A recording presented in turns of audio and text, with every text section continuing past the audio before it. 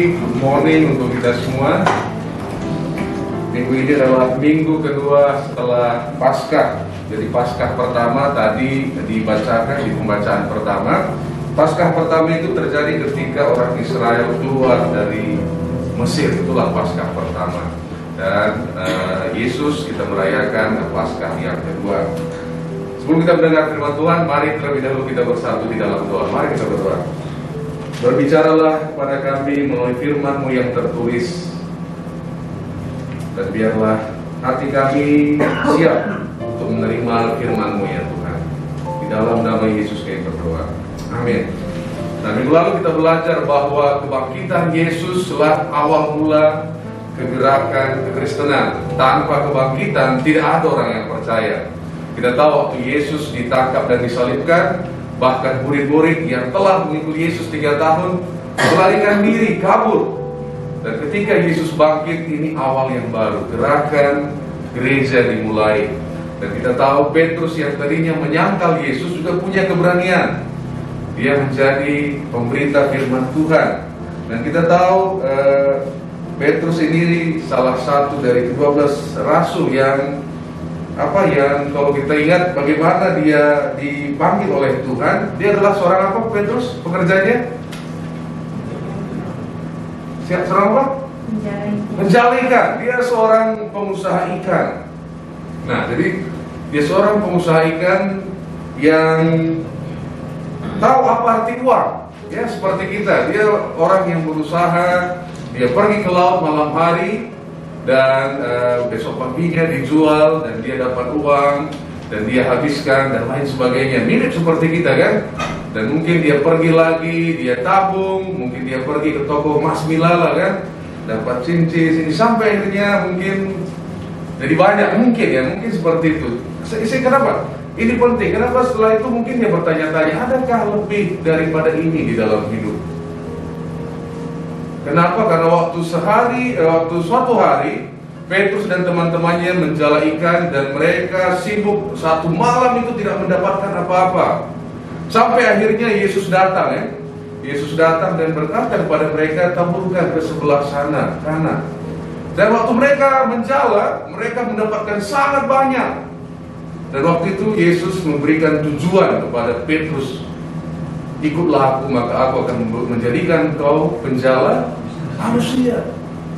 Dan lucunya, Petrus seketika itu meninggalkan pekerjaannya. Saya bertanya-tanya, kenapa Petrus seketika itu meninggalkan? Bukankah penjala ikan juga pekerjaan yang bagus pada waktu itu kan? Iya, dia bisa malam harinya santai, nongkrong ya kan? Kalau dulu ada hotspot, wifi, itu enak. Tapi tidak, sepertinya Petrus bertanya. Dan gambaran waktu Petrus dan kawan-kawan menjala ikan tidak ada dapat apa-apa. Mungkin ini juga gambaran kita yang hidup hari ini. Kita bekerja dan lain sebagainya, dapat uang, habiskan uang, dan mungkin kita bertanya, adakah lebih daripada ini di dalam hidup? Dan ini yang ditanya oleh orang-orang pada zaman dahulu yang menyelidiki kitab-kitab. Untuk apa? Mereka bertanya, kalau hidup hanya setelah hidup kita mati, tujuannya apa sebenarnya? Orang bingung, apa maknanya? Dari ketika Yesus datang memberikan Petrus tujuan dalam hidupnya, aku akan menjadikan kau penjala manusia. Dia tinggalkan pekerjaannya dan dia mengikuti Yesus. Dan selama 3 tahun Petrus mengikuti Yesus. Dan dia ini cukup vokal ya, yang lain meninggalkan kau, aku akan mengikuti kau. Sampai pada suatu malam imannya diuji. Imannya diuji dan dia menyangkal sebanyak 3 kali. Dan mungkin hari itu dia berpikir kayaknya balik untuk menjala ikan lebih indah ya. Ternyata dia mengikuti Yesus, Yesusnya aja mati gitu kan. Kalau dia mati, apalagi saya. Kalau dia yang berjalan di atas air, saya berjalan kelelep, ya, mungkin lebih mengerikan matinya. Akhirnya dia menyangkal, saya nggak kenal siapa Yesus. Tapi ketika Yesus bangkit, ini bagi Petrus awal yang baru. Dia mulai mengerti apa yang dia tanya sebelumnya. Ternyata hidup ini tidak sedangkal yang saya pikir.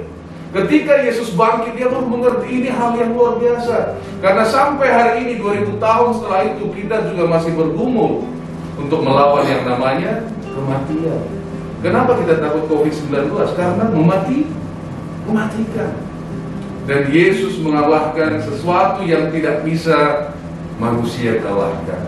Ini yang membuat Petrus, wah, luar biasa ya. Ternyata dia tidak tergoda untuk balik ke kehidupannya yang lama. Ya mungkin kalau dia kumpul dan bekerja bisa menyaingi Hotman Paris kan, kira-kira gitu ya. Nah, jadi akhirnya Petrus bangkit dan mulai dari situ maka benar apa yang Yesus ajak dia untuk menjadi penjala manusia. Kalau kita baca di 1 Petrus 1 ayat 1 sampai 2, ternyata gereja sudah menyebar. Ya, surat ini dituliskan, ini Petrus ya, saya baca di ayat pertama, dari Petrus, Rasul Yesus Kristus. Nah, ini mirip-mirip gaya Paulus. Tapi Paulus menambahi, oleh karena kasih karunia. Kenapa Petrus begitu yakin? Karena dia tidak pernah salah. Karena dia tidak pernah, karena dia tahu Yesus mengasihinya. Amin. Jadi dia nggak perlu karena kasih karunia Tuhan. Dia sangat confirm dari Petrus, Rasul Yesus Kristus, kepada orang-orang pendatang yang tersebar di Pontus, Galatia, dan Kapadokia terkenal ya hari-hari ini ya. It's my dream ya, Kapadokia. Ternyata di sana kalau ada gereja, mungkin dulu mereka ibadah pakai balon udara ya. Asia Kecil dan Bitinia, jadi gereja sudah menyebar. Dan ini ditujukan kepada orang percaya mula-mula, orang yang minoritas, orang yang kalau berkumpul tidak seperti kita hari ini. Kita bangga kan ke gereja. Kalau mereka mungkin pada hari itu mau kemana? Kemana ya? Susah bilang. Kenapa? Karena minoritas. Dan pada waktu itu hidup seorang kaisar yang jahat, namanya Kaisar Nero. Dia sangat jahat, bahkan ibunya sendiri dibunuh. Apalagi orang Kristen waktu itu sangat minoritas, dan bahkan dia bakar kota Roma, dan dia bilang yang pelakunya adalah orang Kristen. Dan waktu itu mengatakan diri orang Kristen tidaklah mudah. Dan Petrus menulis kepada mereka. Dia katakan, kita ini orang pilihan. Pertanyaannya adalah, kalau kita orang pilihan, Rasul Petrus, kenapa kita mengalami kesulitan?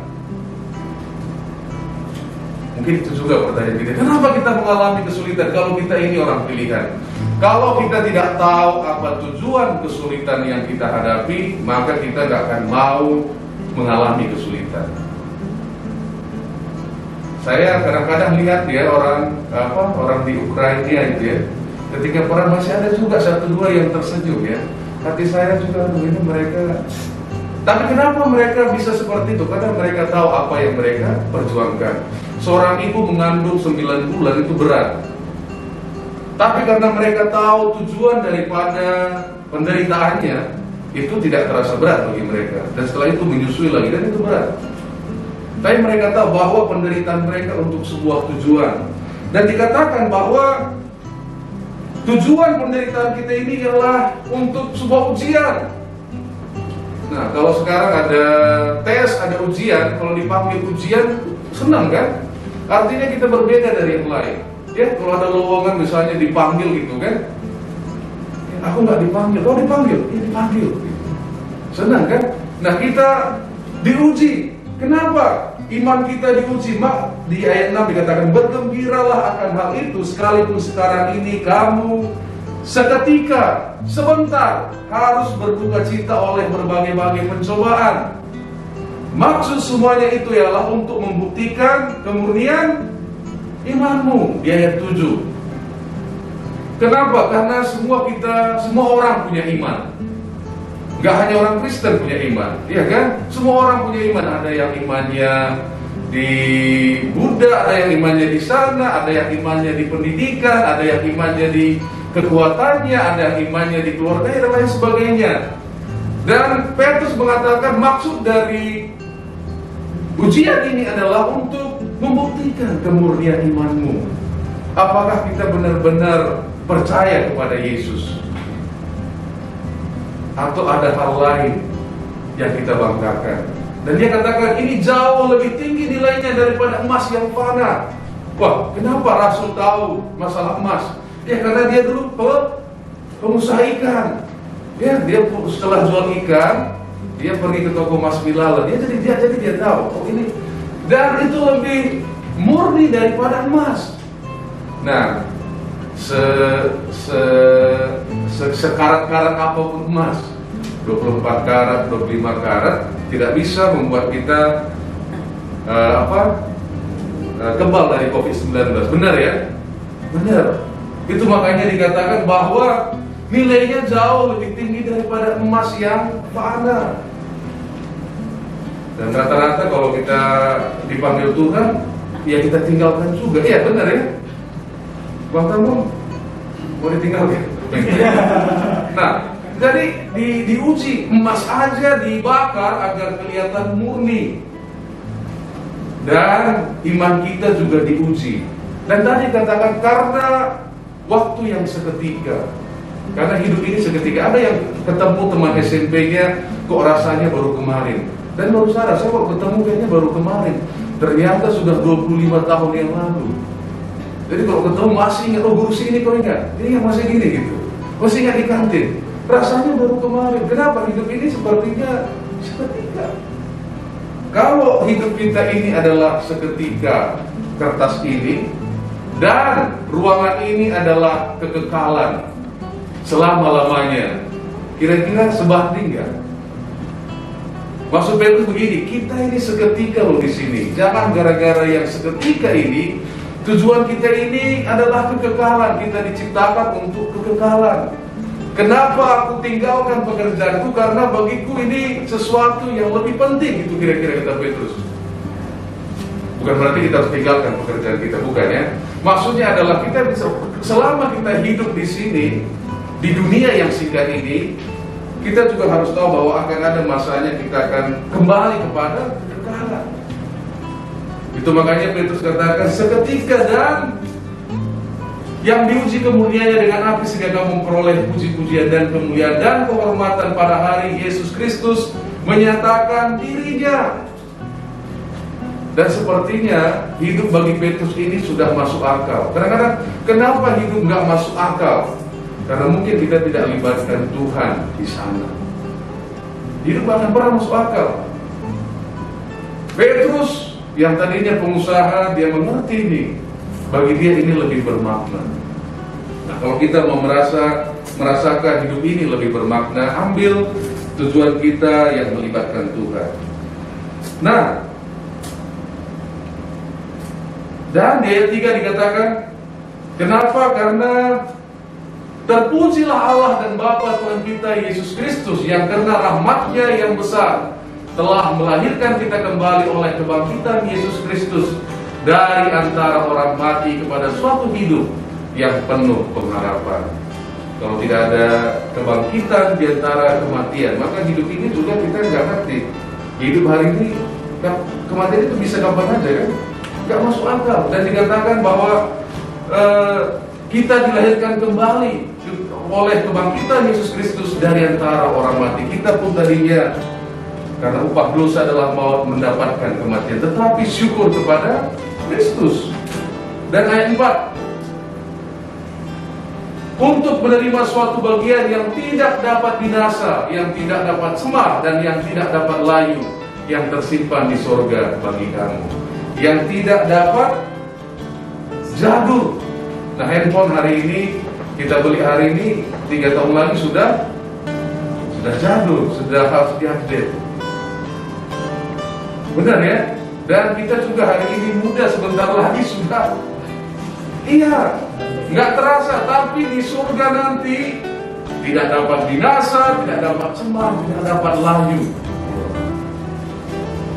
Yang ketiga, ayat 5, yaitu kamu yang dipelihara dalam kekuatan Allah karena imanmu, sementara kamu menantikan keselamatan yang telah tersedia untuk dinyatakan pada zaman akhir.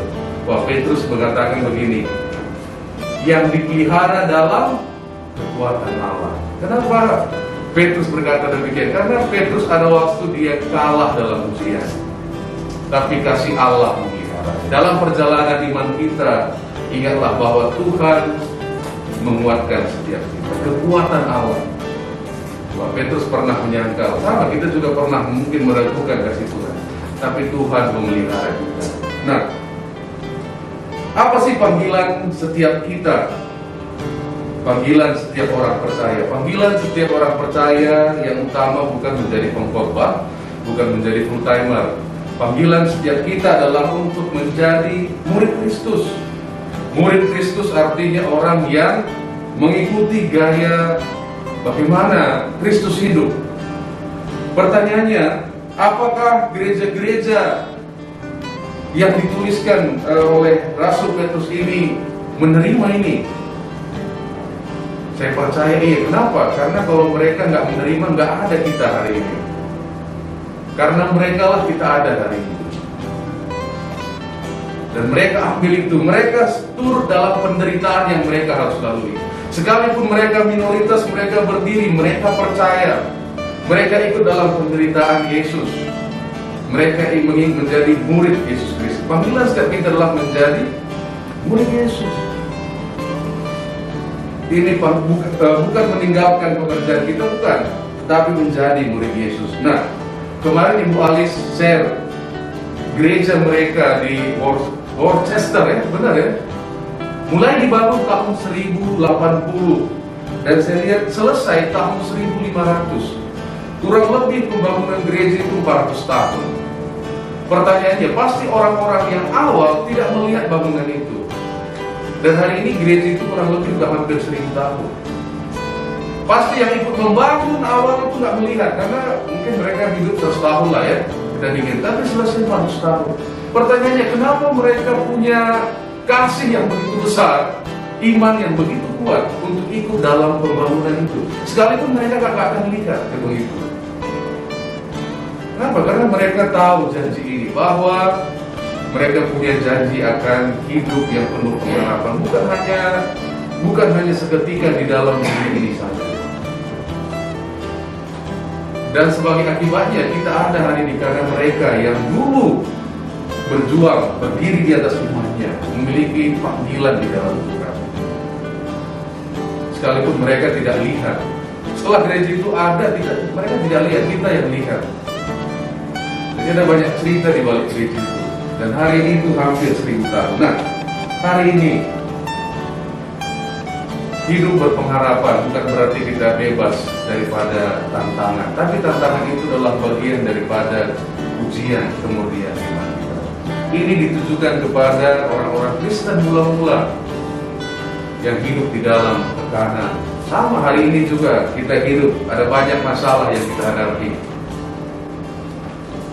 Ada COVID-19, ada masalah kenaikan harga, ya, karena inflasi, semua barang naik. Di tengah semua tantangan yang kita hadapi, apakah kita tetap berdiri pada iman kita di dalam hidup yang seketika ini? Mari kita bersatu di dalam doa.